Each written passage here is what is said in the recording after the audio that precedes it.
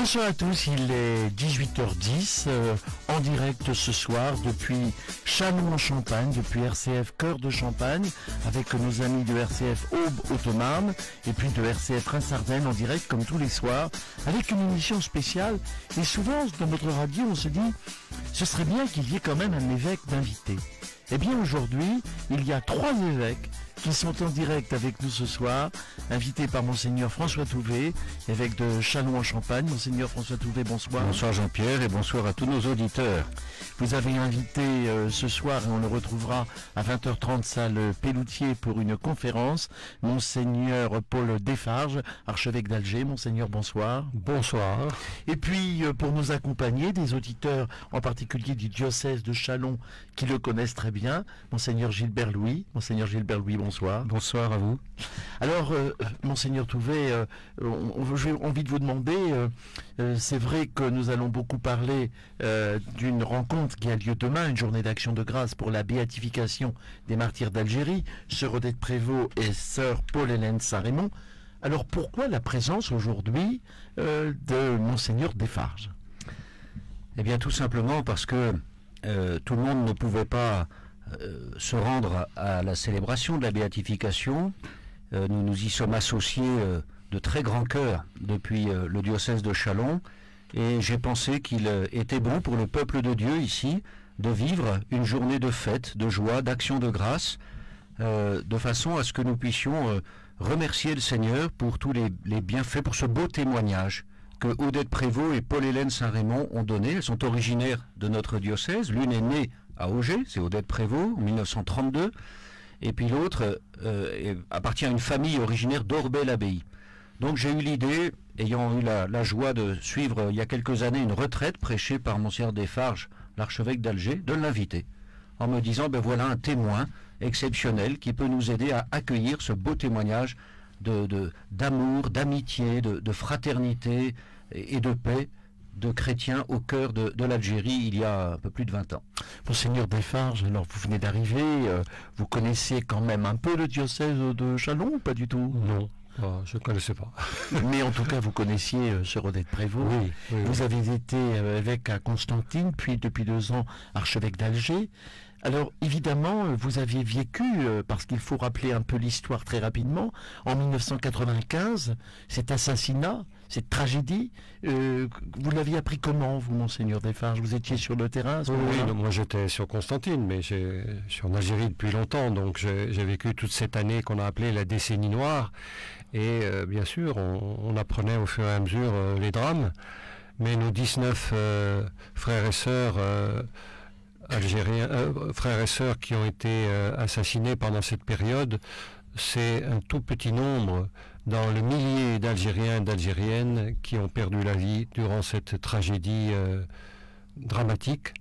Mais je peux dire que un chemin de paix, un chemin de réconciliation est en train de se faire, et je pense que la célébration du 8 décembre à Oran a été vraiment un moment important, car il fut un grand message de fraternité, et pas uniquement en Algérie, mais je crois pour le monde entier, parce que c'est un signe de fraternité entre chrétiens et musulmans. Nous ne voulions pas célébrer cette béatification entre nous, chrétiens, mais nous ne pouvions pas la célébrer sans honorer, sans prendre dans notre prière et dans notre action de grâce tous ceux, toutes celles qui ont perdu leur vie. Et je fais mention de ces 114 imams qui ont perdu leur vie pendant cette décennie noire parce qu'ils ont refusé de cautionner la violence.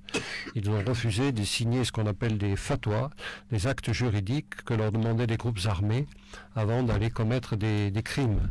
Et avec les imams, des journalistes, des écrivains, mais beaucoup de pères et de mères de famille qui n'obéissaient pas aux groupes armés, qui ont perdu leur vie, fidèles à leur foi, à leur conscience. C'est donc, voilà, c'est un vrai message de fraternité qui déborde largement notre Algérie. Je suis heureux de venir aussi témoigner de ce beau message sur la terre de Champagne. C'est un message de paix, de fraternité que vous emmenez et que vous allez essayer de faire partager salle Pelloutier ce soir à 20h30 à Châlons en Champagne. Monseigneur Gilbert Louis, vous aviez connu sœur Odette Prévost? Non. Non, parce que elle a été assassinée donc en 95, en novembre 95, et moi j'arrivais à Châlons en 99, il y a presque 20 ans. Et vous n'aviez pas eu l'occasion peut-être de la rencontrer Non. Vous avez eu des correspondances peut-être, des contacts, vous saviez qu'elle était originaire du diocèse, Oui. et vous étiez tout de même présent à la béatification en décembre dernier, et c'est vrai que le ciel oranais était tout bleu ce jour-là. Oui, il était très ensoleillé. Et c'était merveilleux. C'est moi quand on est monté en particulier pour la célébration de béatification le 8 décembre en après-midi. Le ciel était lumineux et en particulier cette belle basilique de Santa Cruz qui rayonnait là sur sa colline et basilique qui domine le port de Mostagaden et la ville d'Oran. Mais pour revenir sur Odette Prévost, donc je ne l'ai pas connue. Moi, je ne suis pas champenois et j'étais très loin d'Odette Prévost quand elle a été assassinée. C'est en arrivant ici que j'ai découvert cette figure assez forte. On dit d'elle que c'était une femme forte, un caractère bien trempé. Et je suis tombé sur le texte où elle, comme beaucoup d'autres, comme les autres bienheureux, elle a eu à répondre à la question « partir ou rester ». Et ce texte-là m'a saisi parce que c'est d'une force incroyable où il explique le pourquoi. Donc on va retrouver cette solidarité avec le peuple algérien qui vivait ce drame de la guerre civile. Et c'était pas le moment de partir. Tous ceux qui ont répondu à la question partir ou rester, ils ont dit non, on n'abandonne pas un peuple qui vit ce drame. Et aussi en fidélité à l'Évangile. Mais ce qui m'a particulièrement frappé chez elle, c'est son sens de l'Eucharistie, comment ce qu'elle vivait était lié au geste du Christ donnant sa vie pour nous. Et elle-même, sachant qu'elle pouvait d'un jour à l'autre disparaître, qu'elle pouvait être assassinée, c'est donc librement qu'elle faisait le choix de rester et qu'elle associait son geste au geste du Christ. Et ça, pour moi, ça m'avait, je vous dis, saisi. Vous-même, c'est peut-être un peu personnel, Monseigneur Desfarges. À un moment donné de votre existence et de votre itinéraire à Constantine et à Alger, il ne vous est jamais venu à l'idée de partir? Non, jamais. Jamais. C'était très émouvant parce que moi j'étais sur Constantine, mais même nos voisins, nos amis algériens nous disaient « on n'aimerait pas qu'il vous arrive quelque chose, peut-être il faudrait vous éloigner un temps. » Puis après ils nous disaient « Non, ça nous fait du bien que vous soyez là, ça nous donne de l'espérance. » Et non, mais tous les 19, c'était notre Église, elle est liée, c'est sa vocation, c'est sa mission, on est lié à ce peuple. Partir, c'était renier sa vocation, quoi. C'était presque déserté d'une certaine façon.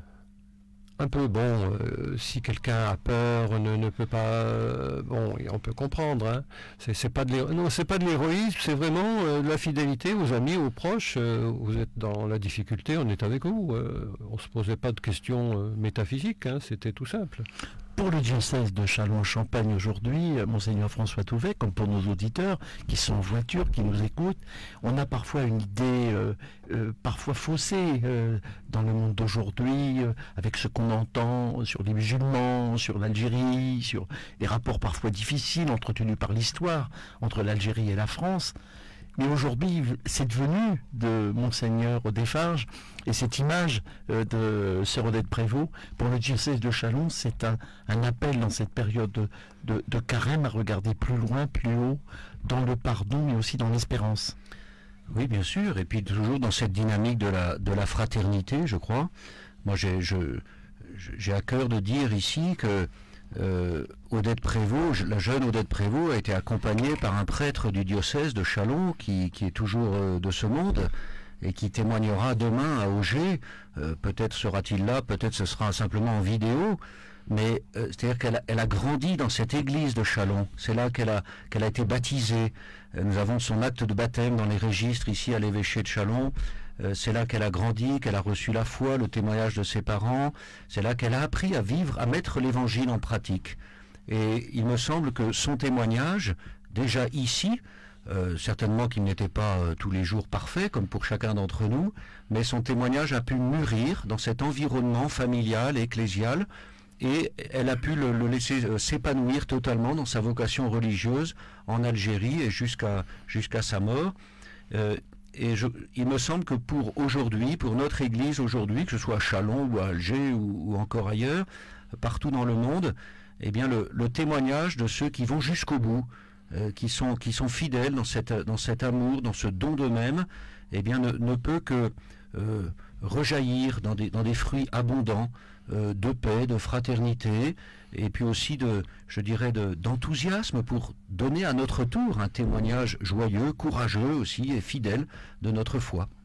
Monseigneur Desfarges, ce soir, vous n'allez pas tout nous dire à 18h20 en direct, mais vous pouvez peut-être nous donner 2-3 axes d'intervention, des points forts que vous allez développer, sans les détailler peut-être avec nous aujourd'hui, mais...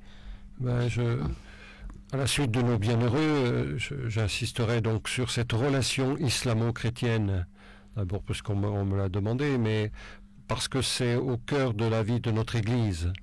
Nous sommes une Église avec et pour un peuple musulman dans sa très très très grande presque exclusivité. Hein. Et donc cette relation, c'est notre vie, hein. C'est notre vie quotidienne. Hein, vous aurez peut-être l'occasion d'en reparler sur cette antenne parce qu'il faudra le faire.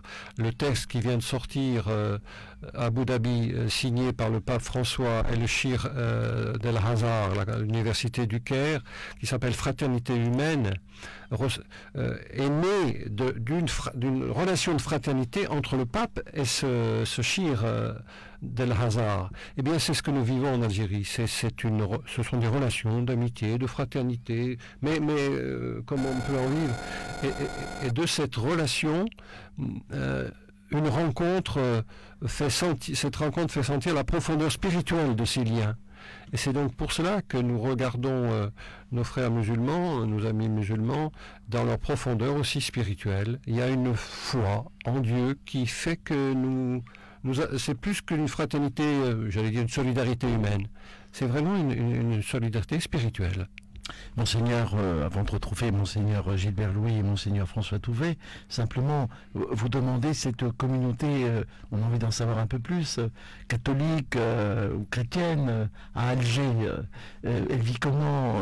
C'est des tout petits groupes, vous les rencontrez de temps en temps, vous vivez reclus à l'intérieur de je ne sais quel presbytère, ou vous êtes finalement au contact de toute cette population que vous avez appris à aimer et à connaître? Non, nous sommes tout sauf reclus.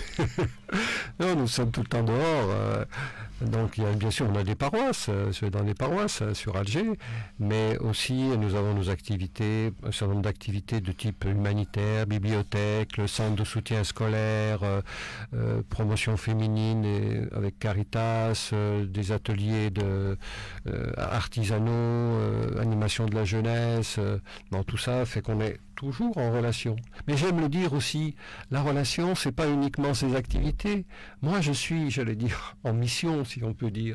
Quand je prends le bus, quand je suis avec ma voiture et que je suis dans un embouteillage, j'ai dit, j'allais appeler Notre-Dame des embouteillages, je dis le chapelet pour tous ceux qui sont autour et qui klaxonnent et qui s'impatientent. Mais voilà, c'est ça la spiritualité de la rencontre. C'est très ordinaire. Quand on va au marché, voilà, bonjour, comment ça va? Ah bah tiens, il y a longtemps que je ne t'avais pas vu. C'est très important de comprendre que cette simplicité humaine, c'est là que ça se passe. Et que le cœur de l'autre est touché, vous touche le cœur et vous touchez son cœur. On est heureux de se retrouver ensemble, de se faire des petits signes d'amitié, de se sourire. Alors, voilà, c'est ça Et permettez un mot, je voudrais qu'on le dise tous ce soir. Nous sommes en grande compassion pour nos frères musulmans, sœurs musulmanes, qui ont été aujourd'hui gravement atteints en Nouvelle-Zélande dans ce drame affreux de musulmans qui ont été tués dans leur mosquée, dans un moment de prière.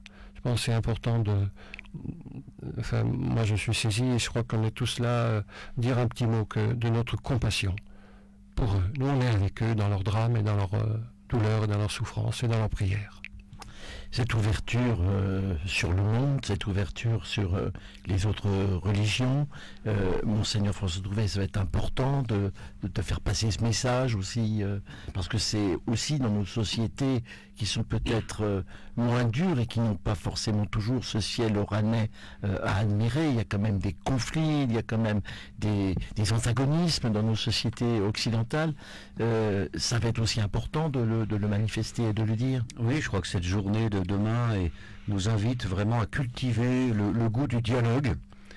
Nous essayons de le vivre ici localement, l'église de Châlons, avec par exemple justement nos frères musulmans en diverses occasions tout au long de l'année. Il y a aussi une association, Religion en Dialogue, qui permet aux uns et aux autres de se rencontrer, d'échanger, d'organiser des manifestations en commun. Nous réfléchissons à la façon d'accentuer encore cet esprit de dialogue et des moments concrets que nous pouvons vivre ensemble pour échanger des idées. Mais en tout cas, le fait de le vivre localement dans des choses toutes simples, comme le disait mon confrère d'Alger à l'instant, il me semble que, et puis dans notre pays où finalement il y a une certaine méconnaissance, enfin, chez les chrétiens, souvent une méconnaissance de ce qu'est l'islam, de ce que vivent les musulmans, de la foi des musulmans, de leurs engagements, eh bien il me semble important de cultiver ce dialogue, d'aller chaque jour plus loin, de tendre la main, de croiser le regard, de façon à mieux se connaître, pour mieux apprécier toute la richesse que l'autre peut nous apporter, et puis construire ensemble la société dans laquelle nous vivons ensemble. Parce que ce n'est pas les uns à côté des autres, les uns contre les autres, mais c'est vraiment ensemble. Et nous le voyons bien lorsqu'il y a des tensions dans une société, l'importance de prendre le temps de s'écouter, de se rencontrer, de dialoguer. Monseigneur Louis, vous aviez ressenti, même si vous n'êtes peut-être pas resté longtemps, mais lors de cette béatification à Oran, cette atmosphère spirituelle brillante et cette rencontre avec pas seulement des musulmans ou des catholiques, mais des hommes qui ont eu un besoin de spiritualité et une soif de Dieu finalement. Alors là, je ne peux pas mesurer ça parce qu'il faut vivre. C'était trop rapide. Faut vivre au quotidien pour répondre à cette question-là. Mais c'est vrai que ça a été un moment exceptionnel. Je reviens sur la question de l'église en Algérie. C'est une toute petite église en fait. Et elle vaut par sa modestie, son humilité, sa simplicité. Elle est vraiment mise dedans, dans cet univers donc très marqué musulman. Et aussi peut-être dont le visage est en train de changer. Peut-être il y a beaucoup d'étudiants subsahariens, même je crois que les religieux, les religieuses qui viennent aujourd'hui en Algérie sont beaucoup plus diversifiés. Je suis descendu, à 100 km au sud d'Oran. Il y a une communauté, là il y a un prêtre spiritain, Mascara, et bien il y a des religieuses, une italienne, il y a 2 indiennes, etc. Vous voyez, ça se diversifie, me semble-t-il, mais ça c'est vous qui pouvez en parler le mieux. Oui, nous sommes une église très catholique universelle, de plus en plus. Et c'est vrai qu'elle s'africanise d'une certaine manière par la présence des étudiants subsahariens. Ça fait déjà quelques années qui sont le nombre important dans nos paroisses, mais aussi des migrants. Question difficile des migrants. Mais donc, tant au niveau de nos paroissiens, mais aussi des prêtres religieux, religieuses, c'est très très diversifié. La langue, c'est toujours la langue française qui est la langue la plus parlée, mais les Français sont de plus en plus minoritaires. Voilà. Et puis, c'est une nouvelle génération.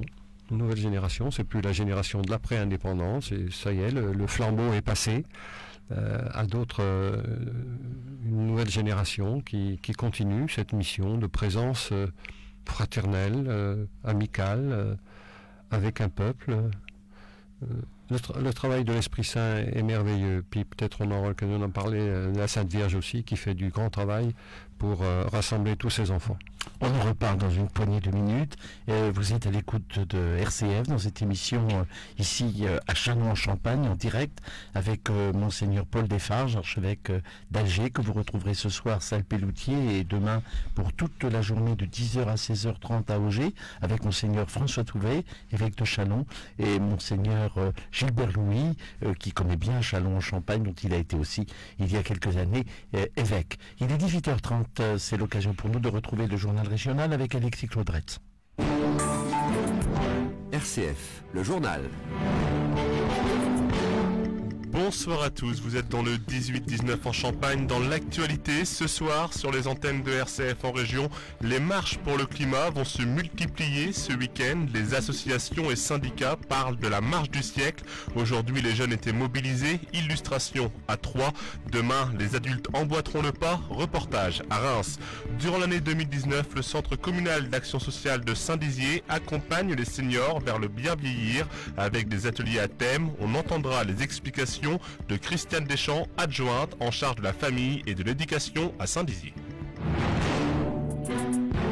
RCF, l'actualité régionale, Alexis Claudretz. Avant de développer ces titres, retour sur la visite dans les Ardennes ce matin de la ministre de la Santé Agnès Buzyn et du ministre chargé des collectivités territoriales Sébastien Lecornu qui ont signé le pacte Ardennes 2022. Retour sur cet engagement avec monsieur le ministre au micro de RCF en Ardennes. Et donc au fond, vous avez deux séries de mesures. C'est les mesures de réparation, de rattrapage, prendre soin du patrimoine, avoir un certain nombre d'accompagnements en matière d'insertion, notamment avec les emplois francs dans les quartiers politiques de la ville, etc. Puis vous avez beaucoup de mesures qui préparent l'avenir, ce sont des mesures d'innovation sur différents champs. Ce qu'il faut bien comprendre, c'est que c'est un engagement majeur. 50 millions d'euros à ce stade, c'est la somme globale de toutes les fiches actions. L'engagement de l'État, c'est 20 millions d'euros, avec en plus l'engagement que les Ardennes soient toujours retenues comme département pilote sur les grandes innovations portées par le gouvernement. C'est le cas du service national universel pour les jeunes, c'est le cas prochainement du pass culture. Bref, c'est une stratégie qui est complètement globale, qui va être très évolutive. Et en fait, c'est un point de départ, un véritable commencement que nous sommes venus signer ici aujourd'hui à la demande du président de la République et du Premier ministre. On suivra évidemment de près l'évolution de ce pacte Ardennes 2022. Les jeunes aubois mobilisés pour le climat cet après-midi, ils ont manifesté dans les rues de Troyes, ils ont relayé comme un peu partout dans le monde l'appel de l'adolescente suédoise Greta Thunberg, proposée pour le prix Nobel de la paix, est devenue une icône avec sa grève de l'école pour le climat.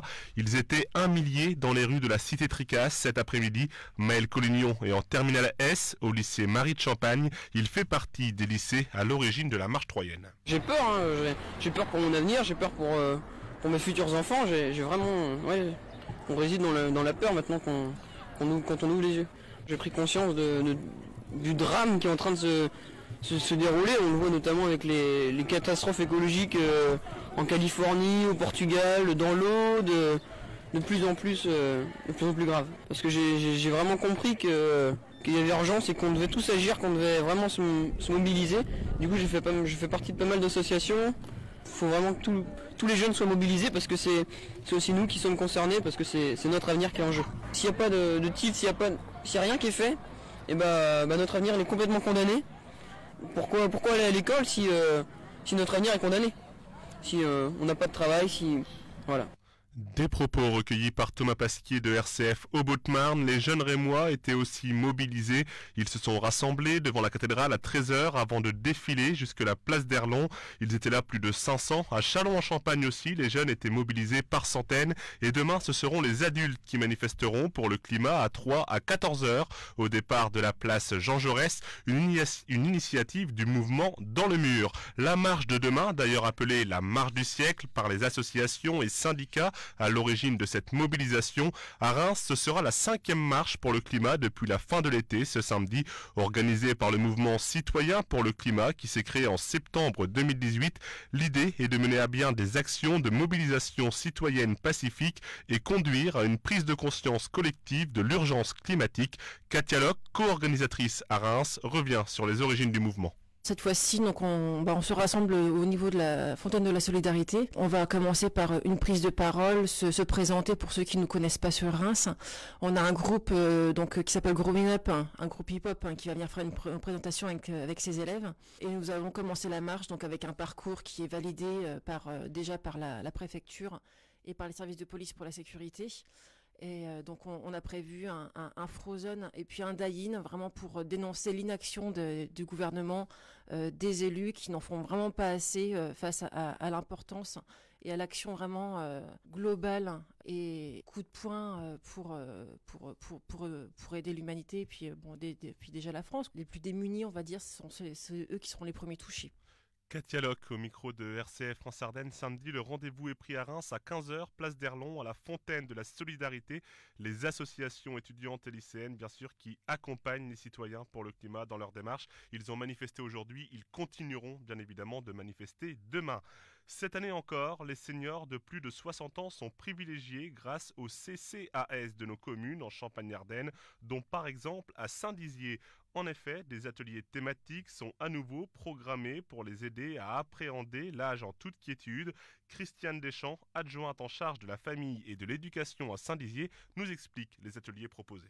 Il faut savoir que la ville de Saint-Dizier mène depuis maintenant plusieurs années une politique de prévention en direction des seniors. Donc cette année, le CCAS va proposer, en plus des activités qui sont programmées habituellement, des ateliers thématiques qui vont avoir pour but d'aider les seniors à appréhender l'âge en toute quiétude et à les accompagner vers le bien vieillir. Au programme, on va avoir une sensibilisation au capital santé, 4 ateliers thématiques qui vont être mis en place, sensibilisation au capital santé avec l'atelier nutritiel, la gymnastique cérébrale, l'initiation à la tablette avec SOS Tablette, qui va permettre effectivement aux personnes de se familiariser avec les nouvelles technologies et du sport aussi, avec le sport autrement. Il me semble important effectivement de permettre aux seniors d'avoir une meilleure appréhension de l'utilisation de la tablette ou du smartphone pour pouvoir rester en contact avec leur famille, mais aussi avec les autres. Des propos recueillis par Christopher Fausten de RCF Cœur de Champagne, financés par la conférence des financeurs du conseil départemental de Haute-Marne. Ces ateliers se dérouleront dans les résidences Autonomie, Ambroise Croizat et Lannou, ainsi qu'à la Maison de la Justice et du Droit. Les inscriptions sont d'ores et déjà ouvertes pour ces ateliers gratuits et limités en place au centre communal d'action sociale, 4 rue Godard-Janson à Saint-Dizier. Vous le savez, tous les vendredis, on regarde les balades en région et c'est notre stagiaire à RCF France Ardennes, Annabelle Charlier, qui s'y colle pour ce week-end. Nous aurons un agenda de sorties assez chargé pour ce week-end. Pour commencer, une conférence aura lieu ce samedi à propos de Sœur Véronique Marcon à 15h à la Maison Saint-Sixte de Reims. Du côté des Ardennes, une pièce de théâtre intitulée La Cagnotte se déroulera ce dimanche 17 mars à 16h à la salle polyvalente de Maubert-Fontaine. Nous avons également les portes ouvertes de l'association Valentin AUI, qui est une association au service des aveugles et des malvoyants, ce samedi 16 mars de 14h à 18h au local de l'association rue du Barbâtre à Reims. Une réunion publique intitulée « Les conditions d'accès à une sédation profonde et terminale » aura lieu ce samedi à 14h30 à la Maison de la vie associative de Reims. Puis pour terminer, les portes ouvertes du pôle formation UIMM, qui est le centre de formation d'apprentis de l'industrie de Champagne-Ardenne, aura lieu ce samedi de 10h à 16h à la zone Farman de Reims. Oui, le pôle UMM qui sera même ouvert sur l'ensemble de ces pôles en région Champagne-Ardenne. Et puis rapidement un coup d'œil sur l'agenda sportif du week-end qui commence dès ce soir avec l'Estac en Ligue 2 qui se déplace à Sochaux, coup d'envoi à 20h. Du football, il y en aura dimanche avec le Stade de Reims qui recevra Nantes à 15h. Pas de volley ce samedi mais du basket, aussi bien pour les filles de Charleville-Mézières qui se rendront du côté de Landerneau à 20h que pour les garçons de Chalon-Reims qui se déplaceront dans le Béarn pour défier Paula Cortez, coup d'envoi à 20h également. Évidemment votre émission Sportiplex sur RCF France Ardennes, RCF Cœur de Champagne et le www.sportiplex.fr animera votre soirée samedi soir entre 19h30 et 22h. 18h39 sur les antennes de RCF en région. Dans quelques instants, Jean-Pierre Benoît et tous ses invités. Et on vous rappelle qu'on est également en Facebook Live sur la page Facebook RCF Cœur de Champagne.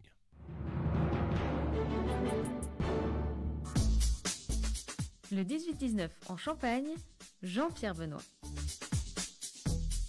18h40, nous sommes toujours en direct ici avec beaucoup de plaisir, toujours très bien accueillis à Châlons en Champagne avec RCF Cœur de Champagne, avec toute l'équipe, Christopher Fausten. Et puis je crois, j'ai vu d'ailleurs qu'il y avait quelques absents, parce qu'il faut vous dire que les absents qui ne sont pas là sont ailleurs pour préparer une rencontre qui a lieu demain à Auger. On va y revenir en détail puisque demain c'est une journée exceptionnelle avec une messe à l'église à 10h présidée par Monseigneur Desfarges et puis avec des témoignages, des échanges, des spectacles dans l'église, etc.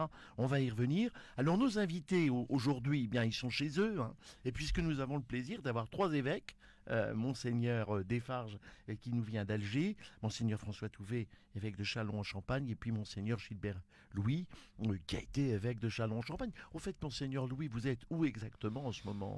En Normandie, je suis revenu d'où j'étais parti. Je suis à Alençon. Vous êtes dans votre région, hein. Dans ma région, je suis chez moi. Mais vous avez toujours quand même un regard sans doute un peu particulier sur Châlons. Et pour un événement comme celui-là, c'est-à-dire cette messe d'action de grâce demain et la conférence de Monseigneur Desfarges de ce soir, Monseigneur François Touvet a sans doute pensé que vous étiez quand même branché sur le sujet. Oui, c'est ce qu'il m'a dit. Je le savais. C'est une certitude et c'est bien pour ça. Oui, oui. C'était important aussi d'associer l'ancien évêque de Châlons à cet événement. On a vu qu'il s'y était particulièrement intéressé, avait suivi tout cela. Alors on va revenir au programme, mais on va rebondir sur ce que vous disiez tout à l'heure, Monseigneur Desfarges, parce que ça mérite toujours une explication. Vous aviez parlé de ce climat, j'allais dire pacifié, mais aussi d'une recherche de spiritualité avec les musulmans aujourd'hui. Et à un moment donné, mais le sport nous a forcément repris la parole pour le direct tout à l'heure et l'information. Vous avez terminé en disant « Mais Marie n'est pas très loin ». Alors là, on n'a pas tout compris, un peu quand même, mais ça mérite quand même une explication. Non, je crois que Marie joue un rôle très important dans le dialogue entre chrétiens et musulmans, dans la relation entre chrétiens et musulmans. Pour ne parler que d'Alger, hein, la basilique Notre-Dame d'Afrique est ouverte tous les jours, et tous les jours, matin et après-midi, montent se recueillir, mettre un cierge, prier, demander des Algériens, des Algériennes, musulmans, musulmanes, bon, d'autres aussi, mais surtout Algériens, musulmanes, et Marie donne des grâces merveilleuses. Derrière l'autel, il y a des petits poupons, il y a des nounours, il y a des poupées. Qu'est-ce que c'est? C'est des mamans qui viennent mettre un signe parce qu'elles ont demandé à Marie d'obtenir un enfant et elles l'ont obtenu. Et il y a d'autres grâces aussi qui sont données. Chaque année, nous organisons, depuis 3-4 ans, ce sera le 4e cette année, une journée de colloque islamo-chrétien autour de la fête de Notre-Dame d'Afrique. Et donc, il y a une messe, puis après, le colloque commence vers 10h, 10h30, sur un thème. Une année, c'était l'écologie, une année, c'était l'éducation. Cette année, je crois que ça sera la place de la femme. Il y a une conférence faite par un musulman, une conférence faite par un chrétien. Il y a des témoignages de musulmans, de musulmanes, des témoignages de chrétiens, un échange, un dialogue. Et ça nous occupe jusqu'à 1h30, 14h. Et après, on fait un grand couscous marial dans les jardins de l'Annonciature. Et voilà. Et même, on commence dans la basilique par un temps de, je sais pas comment dire, de recueillement, de silence, de prière, avec une récitation par l'imam de la mosquée d'à côté, de la sourate Maryam, c'est-à-dire la sourate Marie dans le Coran, et puis des psaumes, des prières. Je voudrais dire que il y a un livre qui est beau qui s'appelle La place de Marie dans le Coran, Marie chez les musulmans. Et ce qui m'a beaucoup touché dans ce livre, c'est les musulmans qui montrent comment Marie est révèle l'âme musulmane. L'âme musulmane. Et ça, je trouve ça très beau. Et je crois que c'est vrai, pas uniquement l'âme des femmes, mais l'âme musulmane. Parce que justement, il y a une âme. Il y a une âme. Hein. C'est le Christian de Chergé qui disait, j'espère qu'après ma mort, parce que l'Algérie, c'est un corps et une âme. Ben, son âme, c'est l'islam, c'est la foi musulmane. Vous venez de les évoquer, Monseigneur. Il y avait les moines de Tibérine, sans doute vous les connaissiez sans doute. Ah, je les connaissais bien, oui. J'y montais régulièrement, oui. Là aussi, ce fut une tragédie. Oh, ce fut dur. Ouais. Parce qu'on perdait des frères, c'était un lieu où on aimait se recueillir. Moi-même, si j'avais un discernement à faire, je montais au monastère, quoi. J'ai passé une fois une bonne semaine avec eux. J'ai une casquette psychologique, donc c'était une semaine autour de la vie communautaire, et donc il y a eu beaucoup d'échanges. Mais c'était vraiment un lieu aussi avec de rayonnement spirituel. De rayonnement spirituel. Vous savez que c'est à partir de ce lieu-là qu'est né ce qu'on appelait Ribat al-Salam, le lien de la paix. Ce groupe fondé par le Christian de Chergé, donc le prieur du monastère, mais aussi Monseigneur Claude Rau, l'évêque du Sahara d'alors, un groupe chrétien musulman qui se réunissait, qui continue de se réunir. Les musulmans au départ étaient surtout des musulmans d'une confrérie, une confrérie religieuse, une tariqa, alaouia, des alaouiyines, et qui se réunissent pour un temps d'échange, de partage, mais aussi de solitude, de solitude méditative, les uns à côté des autres. Voilà, le lien, voilà, des hommes qui se rencontrent au niveau de leur foi profonde et qui partagent. Vous allez l'évoquer donc ce soir, on le rappelle, pour les auditeurs qui sont à notre écoute en direct, c'est salle Pelloutier, c'est à Châlons-en-Champagne, c'est à 20h30. Et puis demain, il y a cette grande journée, il faut quand même l'évoquer avec un programme, Monseigneur Touvet, assez exceptionnel, avec cette messe pour la béatification, messe d'action de grâce, journée d'action de grâce, pour la béatification des martyrs d'Algérie, sœur Odette Prévost et sœur Paul-Hélène Saint-Raymond.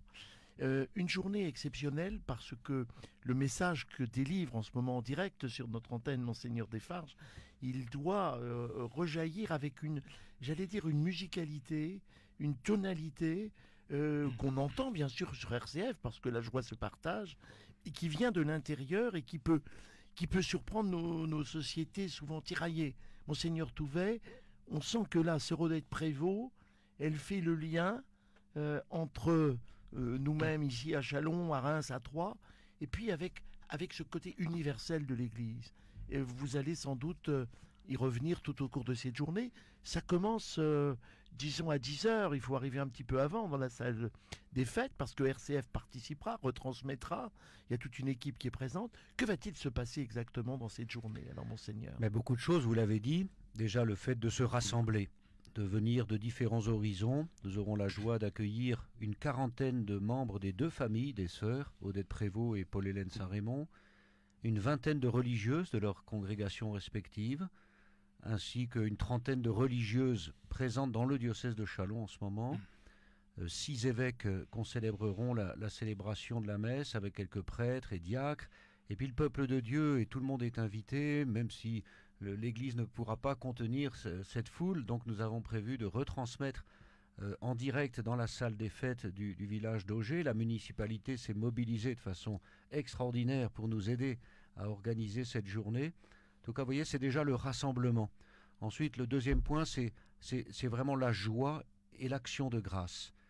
Parce que Dieu, à travers ces témoins comme Odette Prévost et Paul-Hélène Saint-Raymond, et puis certainement encore aujourd'hui à travers tous nos frères présents sur la terre d'Algérie et ailleurs dans le monde, Dieu continue de révéler son visage, de tendre la main pour la paix, pour la fraternité. Je crois que nous allons vraiment faire cette expérience-là, et bien sûr la prédication et la présence, le témoignage, les paroles de l'archevêque d'Alger seront pour nous des moments importants et qui pourront continuer de grandir dans nos cœurs. Puis l'après-midi, après les réjouissances du repas de midi, après un petit verre de champagne, parce qu'à Auger quand même c'est incontournable. Ah, ça, on espère, Monseigneur. Ça sera un échange de témoignages, de la part des religieuses, de la part des membres de la famille, du père Dalluin, donc que j'évoquais tout à l'heure, qui a accompagné Odette Prévost dans son discernement lorsqu'elle était jeune. Et puis ensuite une représentation théâtrale sur Charles de Foucault et son témoignage. Donc on retrouve aussi un petit peu cette belle dynamique, cette colonne vertébrale du témoignage humble, pauvre et caché du chrétien qui aime ses frères. Donc venez nombreux, si vous nous écoutez, demain, venez un peu à l'avance, hein, dès 9h30 à la messe, pour la messe à l'église, donc présidée par Monseigneur Desfarges. Vous-même, quand vous étiez à Alger, vous connaissiez Odette Prévost, vous l'aviez peut-être rencontrée. Est-ce que vous pouvez nous parler d'elle, Monseigneur? Oui, je la connaissais. Beaucoup. Si, je la connaissais. On a eu des rencontres personnelles. Moi j'étais quand même sur Constantine, mais je venais de temps en temps sur Alger et plusieurs fois j'ai été invité dans leur communauté, là, à Kouba. Je célébrais la messe et puis on échangeait, on partageait, puis quelquefois des entretiens plus personnels avec Odette. De fait, c'était une femme assez vigoureuse, avec des opinions fortes. Mais c'est pour ça que j'aime bien ce témoignage de nos martyrs. Je crois que tous, c'était pas des gens sans défaut au sens humain du mot. Ils avaient leurs humeurs, ils avaient leur caractère. Pas toujours facile à vivre avec l'un ou avec l'autre. D'ailleurs, Odette le reconnaît très bien. Elle le reconnaissait très bien. La vie communautaire était une vraie ascèse pour elle et pour les autres. Mais sa vie était donnée à Dieu, sa vie était donnée à ses frères. Et c'est ça qui nous unit en Algérie, c'est ça qui unit même dans les difficultés communautaires, etc. On est tous là dans le même mouvement de rencontrer ce peuple.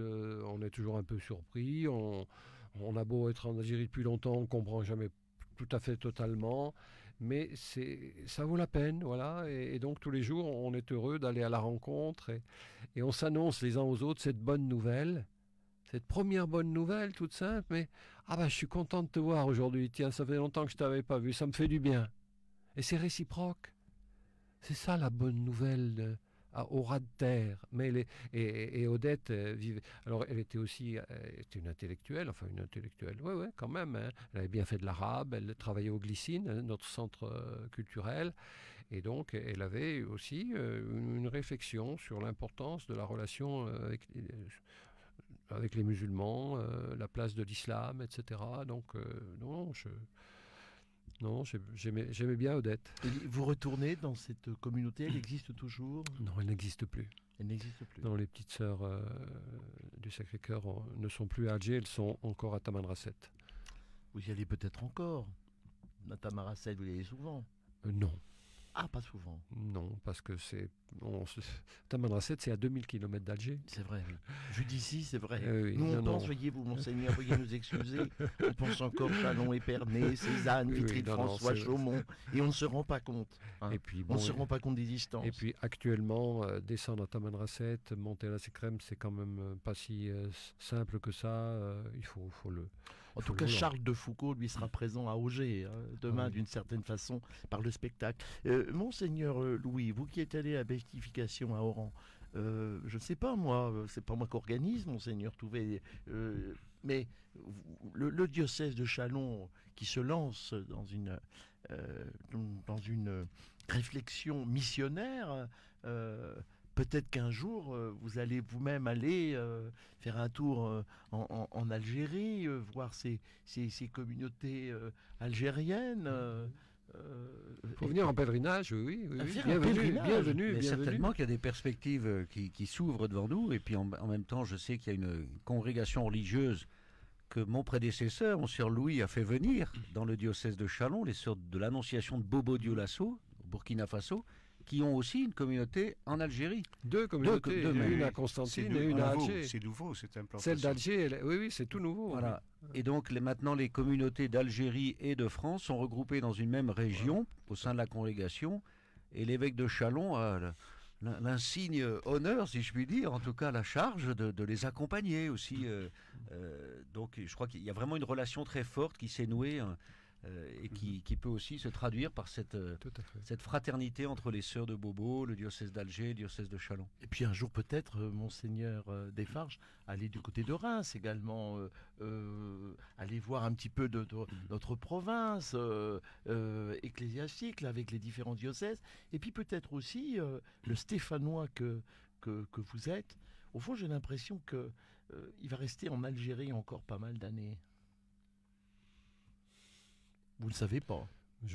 peut-être jusqu'au bout. On a l'impression que vous êtes dans dans ce pays qui est finalement le vôtre, en Algérie, que vous avez une telle osmose avec cette âme musulmane, que finalement, c'est là que vous voulez conduire votre mission. Oh, si je peux, je voudrais y finir ma vie, oui, oui. Monseigneur François Touvet, Monseigneur Louis, il nous reste quelques minutes. Ce que je vous propose à chacune et à chacun, c'est, en termes de conclusion, en faisant un petit tour, on a dit beaucoup de choses, mais beaucoup de choses pourraient être dites. D'ailleurs, salle Pelloutier ce soir à 20h30, vous allez sans doute le rappeler, Monseigneur Desfarges, nous dire ce que vous apporte à chacune et à chacun cette rencontre, et nous dire un petit peu ce que vous ressentez ce soir à la veille de cette rencontre. Comme on l'a dit dès le départ, je suis heureux que ce message de nos bienheureux, bienheureuses, et le message de bienheureuse Odette et sœur Paul-Hélène puisse rayonner bien au-delà de l'Algérie. Cette fraternité humaine et spirituelle entre tous, mais aussi entre chrétiens et musulmans.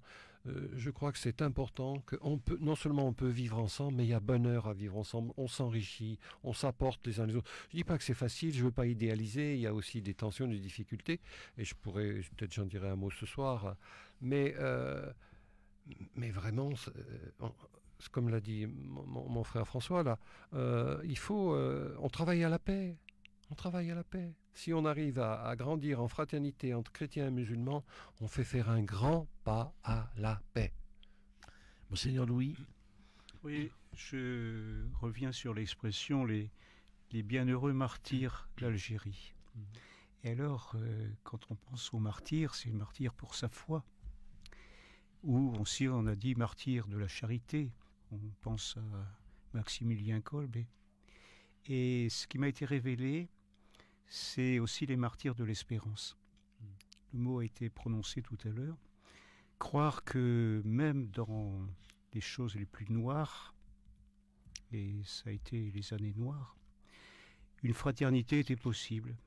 Et au-delà du raisonnable, j'allais dire. Donc il y a aussi, et c'est peut-être ce que je célébrerai, les martyrs de l'espérance, qui ont été tous les 19 bienheureux. Monseigneur Touvet, pour conclure. Mais moi, ce sont deux messages, deux intentions que je porte dans ma prière, tout particulièrement, au-delà de la joie et de l'émotion que j'ai d'accueillir mes frères évêques et tout le peuple de Dieu qui va se rassembler pour célébrer cette action de grâce. La première prière, c'est de voir se fortifier, se développer ce dialogue entre chrétiens et musulmans ici à Châlons et dans le diocèse de Châlons. Nous réfléchissons justement actuellement à développer quelque chose autour de la figure de Marie. Je me souviens d'avoir associé à une grande marche de la fraternité le 15 août 2016 des musulmans. C'était quelques jours après l'assassinat du père Hamel. Je rentrais des Journées mondiales de la jeunesse à Cracovie et nous avions fait la marche de Châlons jusqu'à Notre-Dame de l'Épine avec nos frères musulmans. Et donc je souhaite que cela se développe, je vais porter ça dans ma prière. Et puis en même temps, moi c'est la question des fruits que leur offrande peut porter pour le monde entier, l'Église universelle, mais bien sûr pour notre Église de Châlons, où ces deux sœurs sont originaires. Bien sûr, nous réfléchissons à devenir chaque jour davantage missionnaires de l'Évangile, déjà par ce témoignage de fraternité. Et vraiment, dans ma prière, tous les jours, je demande, par l'intercession d'Odette Prévost et de Paul-Hélène Saint-Raymond, des fruits dans notre Église pour que se lèvent des chrétiens qui joyeusement donnent leur vie pour l'annonce de l'Évangile, des laïcs, des religieux, religieuses, des diacres, des prêtres. Merci Monseigneur François Touvet, merci Monseigneur Paul Desfarges, merci Monseigneur Gilbert Louis d'avoir été avec nous. La météo peut-être avec vous Alexis pour terminer. Il y aura pas mal de nuages avec des petites averses. Demain en matinée, durant l'après-midi, de belles éclaircies feront leur retour sur toute la région Champagne-Ardenne. Le mercure 6 degrés pour les minimales, 15 pour les maximales. Ce dimanche 17 mars, le temps se dégagera davantage. Ce samedi, nous fêterons la Saint-Bénédicte et ce dimanche, la Saint-Patrick. Il faut dire que s'il y a du soleil, ce sera presque un ciel oranais dans les cœurs de chacun des Champenois aujourd'hui et demain, et qu'il ne faut pas s'arrêter à quelques petites brunes passagères. Merci de nous avoir accompagnés. Bonne soirée sur RCF. Dans un instant, le journal national. À bientôt et merci. Voilà. Bonsoir.